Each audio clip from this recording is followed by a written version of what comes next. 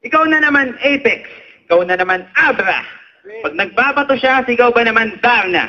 Ang puti mo, pati yung ipin mo, yes, pearl na pearl. May foundation at blush on pa, yes, girl na girl. Ito ang kwento ng dalawang corning bakla na may konting lansa at moderno ang setting sa boarding house niya. Nagpa-practice lift up, magka-holding hands pa. At wow, sabay sigaw ng Mighty Morphin bakla. Aminin mo na kasi na gusto mo nota ng lalaki. Paano ko nalaman? Mga tropa mo nagsabi.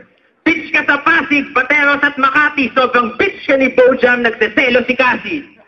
Ito ang latest na bara na sa template na basa na si Apex at Abra nag-safe sex sa kama. Nakasulat, nagtirahan sa puwet, gumamit ng kondom. Si Apex yung top, si Abra yung bottom. Tawag sa posisyon, small forward, featuring Lamarotong.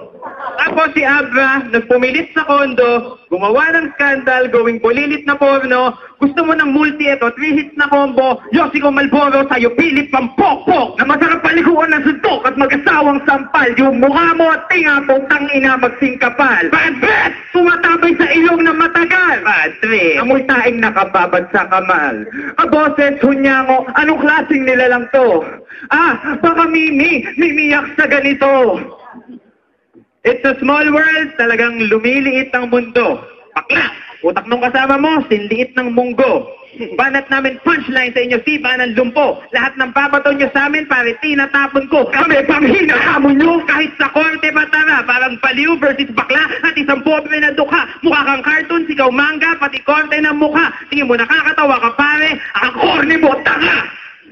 Nga pala tol, kahit mag-props ka, adik na adik. Kahit na mag-props kayo, puta, wala kayo sa amin. Kasi yung mga lyrics nyo, puro walang kwenta. Yung mga CD nyo, pare, wala pang nabibenta. Mukha ka na nga, may pobre panlasa, kakantutin lahat kahit posting nakapalda.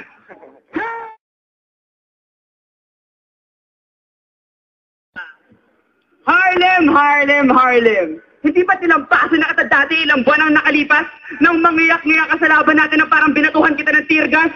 Hindi ba kayo isa na tinadtad ko ng mga banat kasi hindi mo magawang makaiwas? Pagkatapos kitang gawing pampalipas, oras, pinota sa anonas at sinukpok sa lata ng sardinas?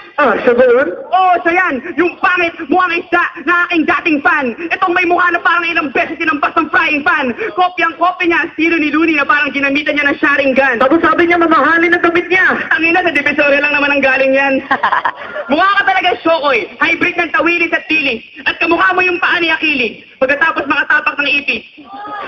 Alam mo, saksakan ka pa rin ng pangit kahit ilang beses kang maligo at magbihis. Pare-pareho lang tayong hindi tumalo ng bagong taon. Pero ikaw, mukha kang nasa buga ng kwitis. Hindi ka taga rito. Ikaw ay taga-ilog. Sa sobrang laki ng panga mo, mukha kang talakitok. Balita ko, na-hospital ka daw. Sayang hindi pa dengue. Huwag kang magpanggap ng inosente. 20 lang ang halaga mong isda kapag binenta ka sa palengke. Natatawa ka ba? Gago ka. May silbi ba buhay mo? Meron ba? Di ba wala rin? Dapat sa'yo bitayin. Sobrang let mo, kasya ka sa lampara ni Aladdin. Nahuli kita, natutulog ka lang sa bangketa. Pero nasa loob ka ng maleta. Yung unan mo, kalahating bareta, siguro kaya mong mag-bungee jumping sa lamesa. Ulul ka sa R, pero pangalan mo Harlem.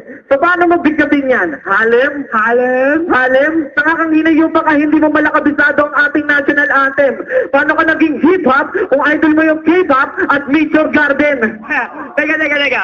Bugbog sarado na tong isang to. Sino naman tong isang to? Si Wonto mo dyan. Tamad, mas mukha naman timang to.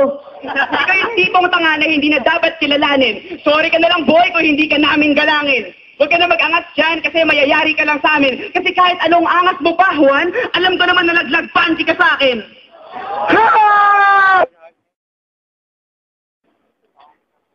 Yo. Alam ko, adik ako. Pero wala kang pakialam sa kaadikan ko. Bakit, Abra? Pinapakalaman ka ba namin kapag lalaki kahalikan mo? Kaya pala. Ito sa mga gay nakikiparty. Si Juan Tamad, hulog panty, ikaw nga, nakapanty. Ito ay para kay Apex at hindi kay Abra. Patindihin niyo ba ako ng wheat nang may promote na sa masa? Yung ipin mong bulok, munti ko na ma-hits, kala ko roach ng ganja.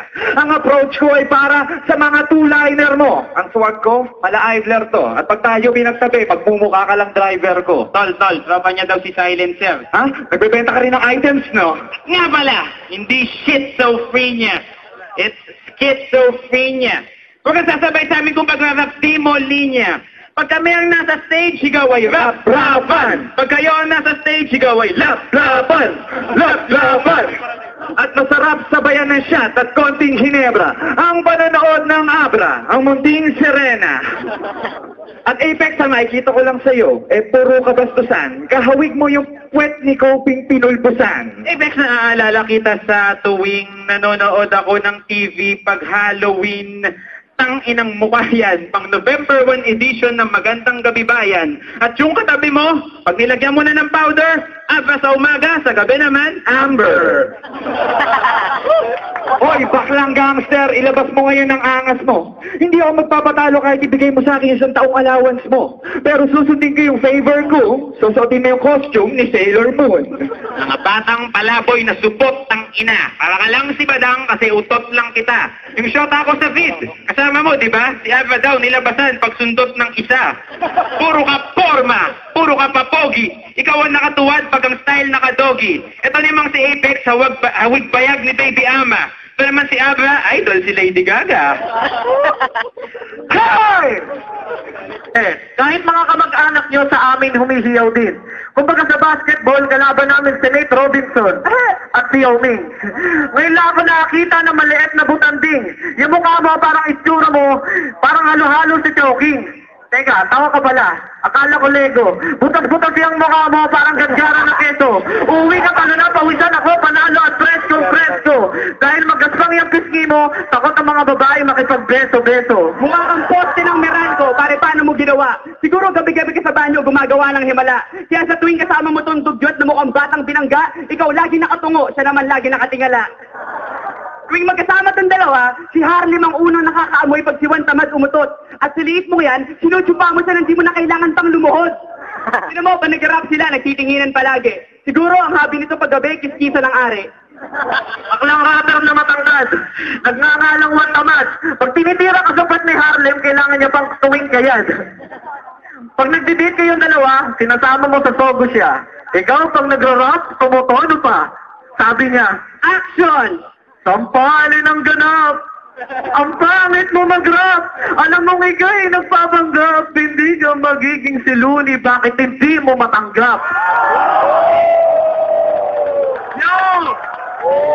Si Juan Tamad, kung mag-rap, umaagaw ng pansin. Kasi pari kabila, nilalangaw ka pa rin. Tapos itong isa naman na to. Yeah! Kung mag-rap, parang si Paklong. Ganyan talaga ang boses kapag patag ang ilong.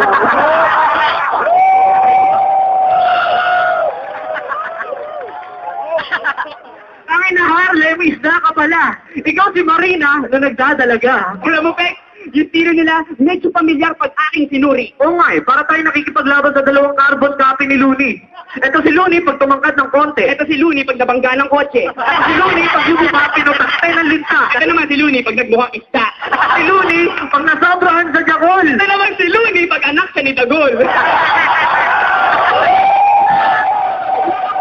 Ninakaw, yun lang pala yan. Tang ina mga yan. Wala iram kay Looney, nagpaalam.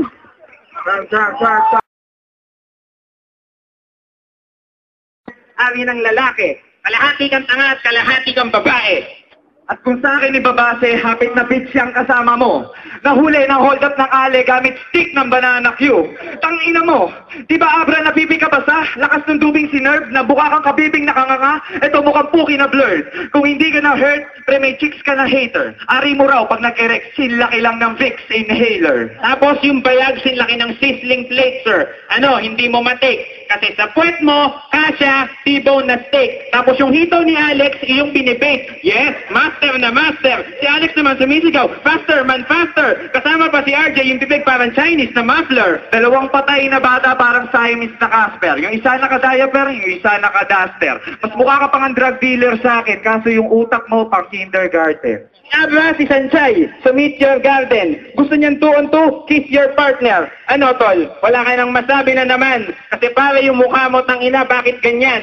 Itong si Apex, tang ina, yung mga katulad mo, ang baho ng hininga mo. Pati yung kiki ng ina mo. Sa baho mo nahawa, pati yung katabi mo. Abra, di ba nag-choke ka nung nag-battle kayo ni Batas? Umurong yung titi mo kasi tuwing ihi ka, kailangan mo na mag-defying glass. At si Apex yung tagahawa kasi baka malaglag. Caregiver ni Abra, in short, tagapagpag. Na hindi makapalag, dagdag sa kutya ng hip-hop. Dinaig ka pa ni Abra, ang mutya ng flip-top.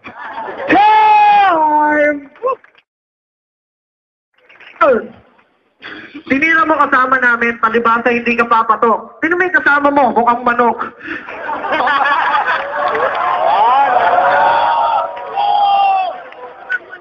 Sinabi mo naghahalikan kami, abay mapagbiro ka naman. Eh kung alam ko lang sa relasyon yung dalawa ay palaging nahihipuan si Juan. Kasi si Harlem madalas tinitigasan pagkabilugan ng buwan. Tignan nyo isang kindat ko pa lang, malilibugan na yan. Alam niyo ba kung bakit tumangkad siya ng ganyan? Bakit? Kasi mahilig to lumaklak ng growy tapos hindi niya to binibigyan. Mahirap tong kalaban sa personalan. Kasi hindi ko talaga malaman kung person nga yan. Hindi, hayop yan. Pinagkakamalan nga ng Sokay pag bumibisita sa baryo. At balita ko, si Juan Lazy daw nakaupo tuwing umiihi sa banyo. Sa laban na to, mas bagay siguro tong napili kong senaryo. Abra and Apex versus si Luigi at si Mario. Hindi, tol. Mas bagay siguro kung, Ano kaya? alam ko na. Ito si Penguin at ito si Joker. Para kayong mag-ama. Ito yung tatay na tinutulak to sa stroller. Hindi ka makata pero mahaba ang baba mo pero parang apa ng ice cream, sir. Sa mga hindi nakakaalam, parehas itong nilampasan ni Silencer. Oh, talaga? Masubukan nga. Lyrics ang binabanat mo. Kuya ang iyong mukha, pati kapalan to. It is. At talagang todo forma. Si Harlem may mukhang tilapia. Isda, mali ako sinasabi. Pero pamigit ang sinasabi.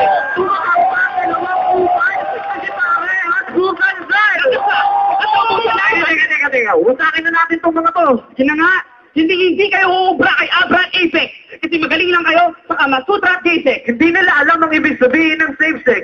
Nagtitiraan sa puwet kahit walang latex. Ginagawa nila yung kahit saan. Sa tren, Sa aparador, maging sa FX. ang estilo nyo pang bobo, mapipipitong mga loob, iipigin ko ng todo. Mas mainit pa sa porno pero eto pinagsama si Vic Soto at Pipito Manaloto. Kasi Michael V na mukhang isda at si pare kong Vic, pag tumalong ka sa kanya, mukha kang fishball na tinusok ng barbecue stick. Hey!